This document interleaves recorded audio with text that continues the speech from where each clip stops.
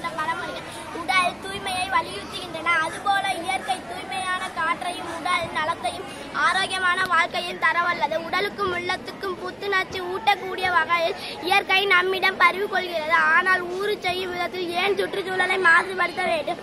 ஆகவே சுற்றுச்சூழலை எவ்வாறு பாதுகாக்கலாம் என்பதை பற்றி அறியலாம். சுற்றுச்சூழல் என்பது மனிதன் வாழ்கின்ற இடத்தை சுற்றியுள்ள வீதி, நதி, காடுகள், கடல்கள், மலைகள், வயல்வெளிகள், தொழிற்சாலைகள் முதலியன எல்லாம் தூய்மையாக இருந்தால்தான் மனிதன் நல்ல நீர், நல்ல காற்று, நல்ல நிலம் பெற்று நலமுடன் வாழ முடியும். காற்று, நீர், நிலம் போன்றவை மாசுபடுதல் நம் சமூகத்தின் சுற்றுச்சூழல் மாசு அடைகிறது. 1982 போபாலில் விஷவாயு காற்றில் கலந்து 27,000 உயிரை குடித்தது.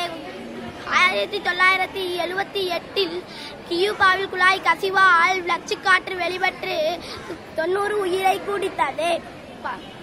45 டன் எடையுள்ள மெதில் ஐசோசைனைடு போன்ற கசிவு வெளிப்பட்டு பல உயிர்கள் பலியானதும் இல்லாமல் காற்று மாசுபட்டால் விளைந்த விளைவு.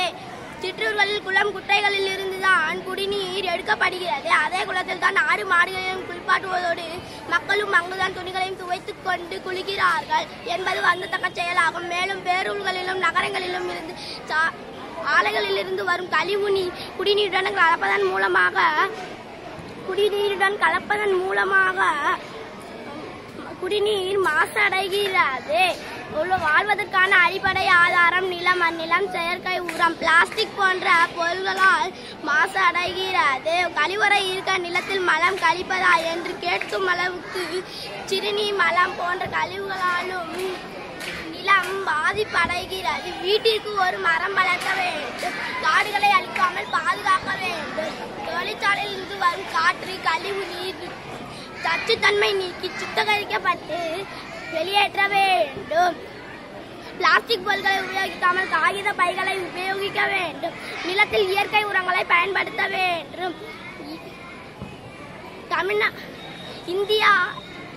இந்திய அரசு இயற்கை பற்றிய விழிப்புணர்ச்சி பாடல்கள், நாடகங்கள், பேரணி பிரச்சாரங்கள் மூலமாக மக்களுக்கு ஏற்படுத்துகிறார்கள். கிராமங்களில் உள்ளவர்கள் கழிவறை பயன்படுத்த வேண்டும் வலியுறுத்தப்படுகின்றனர். மற்றொரு போபால இந்தியா மட்டுமல்லாது யாரையும் சந்திக்க வேண்டாம். கண்கெட்ட பின்னர் சூரிய நமஸ்காரம் செய்யாமல் வரும் முன் காப்போம். காற்றையும் நீரையும் நிலத்தையும் காப்போம். நாம் நம்மை சுற்றியுள்ள எதிர்ப்பு நிலைகளில் விழிப்புணர்ச்சி கொள்வோமாக. நன்றி, வணக்கம்.